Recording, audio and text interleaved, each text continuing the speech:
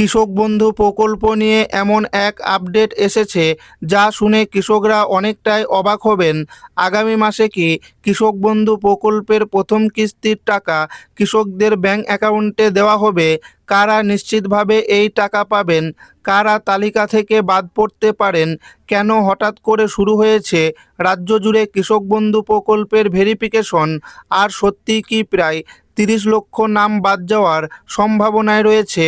এছাড়াও পিএম কিষাণ প্রকল্পের নতুন সুবিধা আর টাকা পাওয়ার নতুন আপডেট এবং প্রধানমন্ত্রী ফসল বীমা যোজনার আবেদন নিয়ে এমন কিছু গুরুত্বপূর্ণ আপডেট এসেছে যা কৃষকদের জন্য অত্যন্ত জরুরি, এবং এমন 5টি নিয়মের কথা জানাবো যার জন্য কৃষক বন্ধু প্রকল্পের তালিকায় নাম নাও থাকতে পারে। তাই যদি আপনি পশ্চিমবঙ্গে বসবাসকারী একজন কৃষক হয়ে থাকেন তাহলে ভিডিওটি আপনার জন্য খুবই গুরুত্বপূর্ণ হতে চলেছে।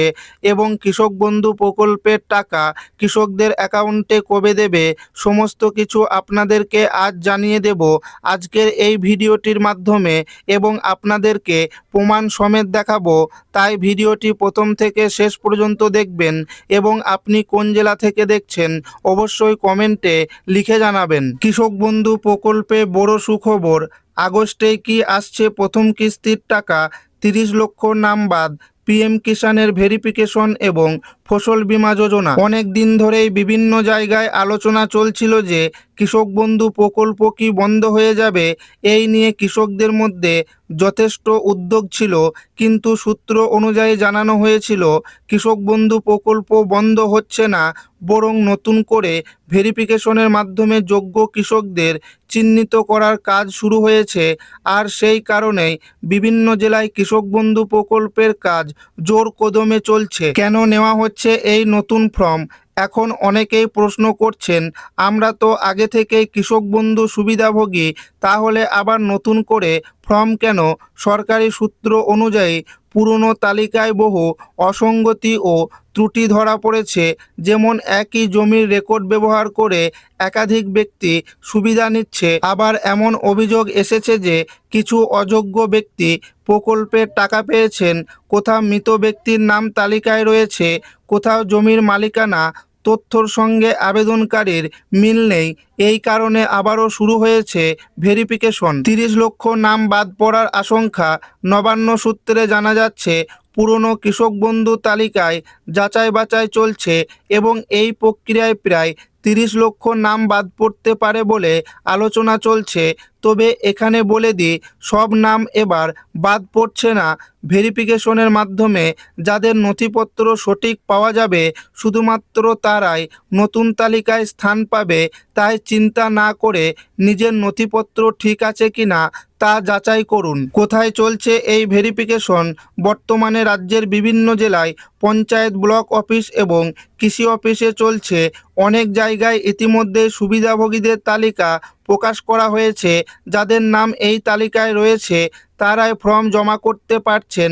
তাই আপনার নাম তালিকায় আছে কিনা তা স্থায়ী কৃষি অফিসে দেখে নিন। ইতিমধ্যে কেন্দ্রীয় সরকারের পিএম কিষাণ প্রকল্পের টাকা পাচ্ছেন অনেক ক্ষেত্রে, তাদের আলাদা করে এই ভেরিফিকেশন ফর্ম জমা দিতে হচ্ছে না। তবে এলাকাভেদে নির্দেশিকা ভিন্ন হতে পারে। তাই শেষ সিদ্ধান্তের জন্য স্থায়ী কৃষি অফিস বা ব্লক অফিসে যোগাযোগ করাই সবচেয়ে নিরাপদ। বর্তমানে যেসব বিষয় যাচাই করা হচ্ছে: আবেদনকারীর নাম, আধার তথ্য, ব্যাংক অ্যাকাউন্ট, জমির রেকর্ড, জমির মালিকানা এবং আবেদনকারী জীবিত আছে কিনা। কারণ সরকার চাইছে শুধুমাত্র প্রকৃত কৃষকদের হাতে এই সুবিধা পৌঁছে দিতে। কারা টাকা নাও পেতে পারেন? এবার আসি সবচেয়ে গুরুত্বপূর্ণ অংশে। কোন কোন কারণে নাম বাদ পড়তে পারে? 1 নাম্বার, যাদের জমির কাগজপত্র নেই। 2 নাম্বার, জমির রেকর্ড নাম এবং আবেদনকারীর নামের মিল নেই। 3 নাম্বার, ভুল তথ্য দিয়ে আবেদন করা হয়েছে। 4 নাম্বার, একই জমি তথ্য ব্যবহার করে একাধিক আবেদন হয়েছে। 5 নাম্বার, মৃত ব্যক্তির নামে এখনও সুবিধা নেওয়া হচ্ছে। সূত্রের খবর অনুযায়ী কিছু ক্ষেত্রে অনিয়ম ধরা পড়েছে। যেসব ব্যক্তি ভুল নথিপত্র দেখিয়ে সুবিধা নিয়েছেন অথবা প্রকল্পের নিয়ম না মেনেও টাকা পেয়েছেন তাদের বিরুদ্ধে ব্যবস্থা নেওয়ার প্রক্রিয়া শুরু হয়েছে বলে জানা যাচ্ছে। কিছু ক্ষেত্রে টাকা ফেরতের নোটিশ পাঠানো হচ্ছে বলে বিভিন্ন সূত্রে খবর সামনে এসেছে। তাই নথিপত্রের সমস্যা থাকলে দ্রুত সংশোধনের উদ্যোগ নেওয়া উচিত। কৃষক বন্ধু প্রকল্পে কত টাকা পাওয়া যায়? 1 একর বা তার বেশি চাষযোগ্য জমি থাকলে বছরে মোট 10,000 টাকা। এই টাকা দুটি সমান কিস্তিতে দেওয়া হয়, খারিফ মরশুম এবং রবি মরশুম। অন্যদিকে 1 একরের কম জমি থাকলে বছরে মোট 4,000 টাকা দেওয়া হয়। মৃত্যুজনিত সহায়তা। কৃষক বন্ধু প্রকল্পের আরও একটি গুরুত্বপূর্ণ সুবিধা হলো 18 থেকে 60 বছর বয়সী কোনো কৃষকের মৃত্যু হলে তার পরিবারকে এককালীন 2 লক্ষ টাকার আর্থিক সুবিধা দেওয়া হয়। এটি বহু কৃষক পরিবারের জন্য বড় আর্থিক সহায়তা। প্রথম কিস্তির টাকা কবে আসতে পারে?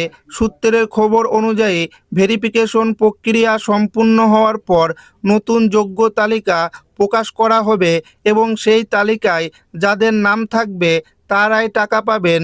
বিভিন্ন প্রশাসনিক সূত্রে আলোচনা চলছে যে আগস্ট মাসের মাঝামাঝি সময়ে অর্থাৎ 18 থেকে 20 তারিখের মধ্যে প্রথম কিস্তির টাকা ছাড়া হতে পারে। তবে সরকারিভাবে চূড়ান্ত ঘোষণা না হওয়া পর্যন্ত এটিকে সম্ভাব্য সময়সীমা হিসেবেই দেখতে হবে। পিএম কিষাণ প্রকল্পে বড় আপডেট। জানা যাচ্ছে যেসব কৃষক আগে আবেদন করেছিলেন কিন্তু নথিপত্র যাচাইয়ের কারণে তালিকাভুক্ত হতে পারেনি তাদের নথি পুনরায় যাচাই করা হচ্ছে। যাদের নথিপত্র সঠিক পাওয়া যাবে তাদের নাম পোর্টালে আপলোড করা হতে পারে। ফলে ভবিষ্যতে কিস্তি থেকে নতুন উপভোক্তারা সুবিধা পেতে পারেন। কৃষকদের জন্য কয়েকটি গুরুত্বপূর্ণ পরামর্শ।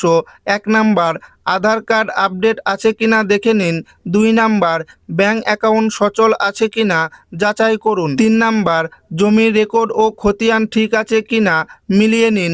4 নাম্বার, ভেরিফিকেশন সংক্রান্ত নোটিশ এলে দ্রুত সাড়া দিন। 5 নাম্বার, পঞ্চায়েত, ব্লক ও কৃষি অফিসের সঙ্গে যোগাযোগ রাখুন।